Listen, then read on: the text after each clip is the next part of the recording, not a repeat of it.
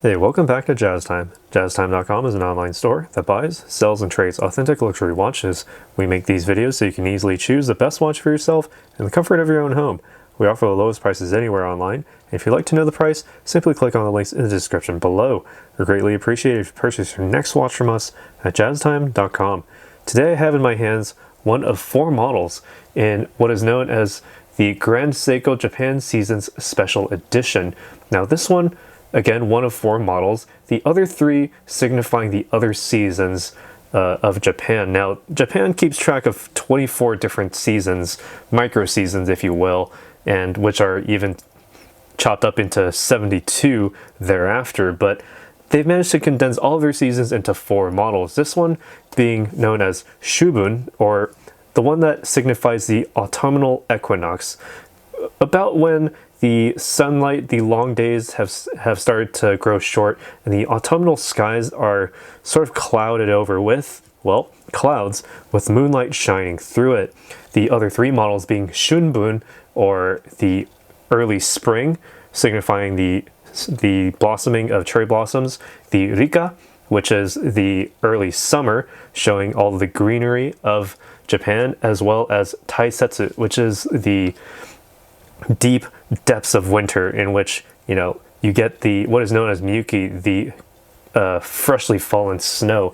This one falls somewhere in the middle, also known as Shubun, the autumnal equinox. And so when it comes to that signification, it's all in the dial here. But anyway, I digress. We'll be going over this case, the dial, the crown functions, as well as the bracelet and the movement. I'll be giving you my thoughts on all of this throughout the video. Now, starting off with this case, we have a 40mm case size from finger to thumb. That's the 2 to 8 o'clock position, or the 10 to 4 o'clock position. Same distance, 40mm. Nice standard when it comes to a larger size watch, generally for men. It's about 12, just under 13mm. I measured 12.9mm thick from the sapphire crystal to sapphire crystal. As you can see, there's a sapphire crystal on the back with the Grand Seiko lion logo as well.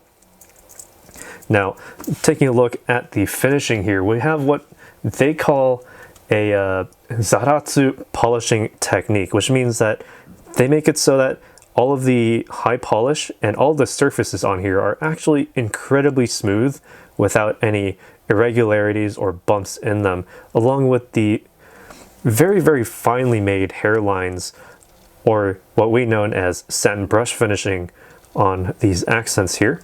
All right, so as you can see, there are many different bevels to each portion of this case. If you look at how these lugs are set up, there's 3 bevels all sort of condensed within each other, or condensed right next to each other, very nicely set up and made perfectly to standard. And if you take a look at this case, note that there's no bezel, and that is actually part of the 62GS modern reinterpretation. Began in 1967. The 62GS actually shows a bezel-free case, so you only have case and then crystal directly on there. No need for these superlatives on there. All right, now taking a look again at this dial, this is what is known as the Shubun, or the autumnal equinox. So you see the texture of this dial very much mimics that of the dark clouds of autumn during the autumn night, with the seconds hand being a nice yellow gold, as well as the Grand Seiko logo at the 12 o'clock position. All of those sort of evocative of the moonlight shining through the night sky, also known as tsukiyo, or, you know, tsuki being the moon. All right, all of that shining through. You have also 18 karat white gold index hour marks made to be polished such that you can actually see them at any angle, regardless, well, as long as you have light on them. Now, let me also demonstrate that there is actually no luminescence on them, so keep that in mind. All right. But even in low light situations, there's hardly any light here. I can still read the time just fine, with my eyes at least. The camera's struggling a little bit, but you know, that's just technology. Your eyes are actually a smarter tool to see things. Okay, would you like to focus? There we go. All right, so onto the functions of this watch. You have the winding crown at the 3 o'clock position. At this base position, you can just simply wind the watch manually using this crown. So if you're at a dead stop, about 20 to 30 full winds is all you need to get to the full power reserve. Rather simple there. Pull it out to the next position. You can then advance the date by 1. It's about a quarter turn to advance the date, and you have the nice, easy to read date aperture in white background with black text. Serif, I believe it looks like serif text on those date numbers. And if you find yourself on the 30th of a month, and tomorrow is the 1st of the next month, just simply rotate it once, let the hour hand sweep past midnight, and you'll be on the 1st of the next month. Nice and easy. Pull the crown out to the final position. Note that the seconds hand does in fact stop, giving you that hacking function, so you can then place the minute hand precisely wherever it needs to go based on the position of that seconds hand. Wait for it to align with an atomic clock and press the crown back in. Screw it back tightly against the case to ensure up to 100 meters of water resistance or 330 feet below sea level. And also keep in mind that the way that the seconds hand works, it doesn't look like it's even ticking. It looks like it's sweeping very, very smoothly, and that is due to the high beat rate, the 36,000 vibrations per hour, or in other words, I believe it's a 6 hertz watch. So if you look very closely at that seconds hand, you can barely tell that it's ticking. It looks like it's sweeping much more smoothly than even a Rolex or even a higher-end Audemars Piguet or Patek Philippe. But anyway, what makes all of that work? It is the 9S85 movement caliber made in Japan, the Seiko caliber. You can see it through the case back, although the lion does cover up a little bit of it. You have the nice Côte de Genève almost sort of type of finishing on that movement. A little bit harder to see at this angle, but I'm trying to get it nicely here. Maybe if I can open up the clasp, you can see it a bit better. Okay, so you have that beating at 36,000 vibrations per hour. You have approximately 55 hours of power reserve, and it has an accuracy of +5 to -3 seconds per day when you leave it alone, or during normal wear, +8 to -1 seconds per day. So you have, you'd rather have your watch run a little bit faster than slower, because it's better to be there early than to be a little bit late. And certainly when it comes to precision, if you've ever been to the country of Japan, you would know that they put precision first. If you have ever ridden a train, it's on time to the very second, not off by a few seconds, it's to the second. And that's just due to how tightly and so precisely everything runs there. And Grand Seiko is no exception to that. When it comes to all of this working together, it's an extremely high precision timepiece. And looking at this timepiece, at least this framing at least, when we're looking at the bracelet, you have an alternation of satin brush finishing and high polish on these links. 3-piece links, but almost made to look like they're 5-piece links with these high polish portions outlining the center intermediate link. All right, there's a nice gentle taper down as well. Very hard to see. Beyond a certain point, it actually does not taper, but that's so gradual, it's actually hard to see. All satin brush finish on this buckle here with the GS Grand Seiko logo.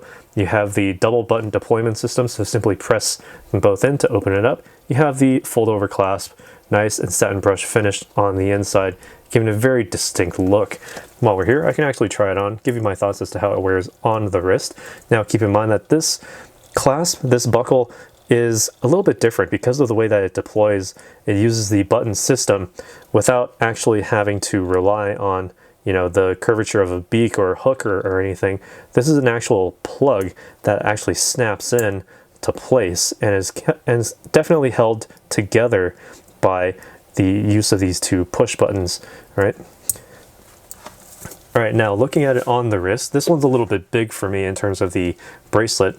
Well, and also a little bit big for me in terms of the case size. Although it does wear a bit smaller than 40, it feels like a 38 or 37 millimeter, definitely bigger than 36, but certainly I do get a tiny bit of framing of the integrated bracelet, 12 o'clock and 6 o'clock sides, but it's all about the dial on this one. When it comes to the 40 millimeters, the dial takes the cake. All right, and when it comes to the overall framing, or the overall weight at least, you can definitely feel that you have something on your wrist. It's certainly lighter than a Rolex, at least when it comes to the weight, interestingly enough. But it does have that same general overall feel. You have the sort of Dauphin style hands, the counterweighted seconds hand, all center mounted. And it makes it a very easy to read dial as long as you have light, and certainly very distinctive as well, evocative of that vernal equinox. If you've ever been to Japan around like the late September time of the year, you will definitely know what I mean. This is very much what it's like in late September. All right. And when it comes to the, the overall value of this watch, it runs around the same price range as what you would find for an Omega, or maybe even less than that. We have it for on our site for much less than retail, so check it out. Click the link in the description below to see the price on this one. And anyway, I'd love to hear your thoughts on this watch. Would you pick up this one, maybe the cherry blossom version of the vernal equinox, or the green summer version, or the white winter version? Or maybe you'd want to get something else. Maybe does any other watch company exceed the precision of Grand Seiko? Let us know down in the comments below. Be sure to like this video if you learned something, and be sure to subscribe, hit that bell notification so you can be notified when we go live with another video like this one. And as always, if you'd like to purchase this watch or any other watch, limited edition like this one, used, discontinued, or even, a brand new standard edition watch, we can get them for you at our website, jazztime.com. Links in the description below, where you can get any of these watches for the lowest price possible anywhere online. Take care, and we'll see you in the next video. If you want to find out more about the watch you just saw in the video, you can just click below on Show More to see the full description. Then you can check the link next to model as seen in video, click on it, and you will get to the proper page where you can see all the details. If you're watching on a mobile phone, you have to click on the arrow down on the right hand side below the video to see the full description. If you like this video, please give us a thumbs up.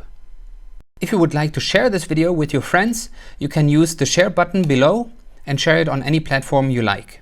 If you have questions, constructive feedback, want to tell us about some mistakes or misspeaks, just write a comment below.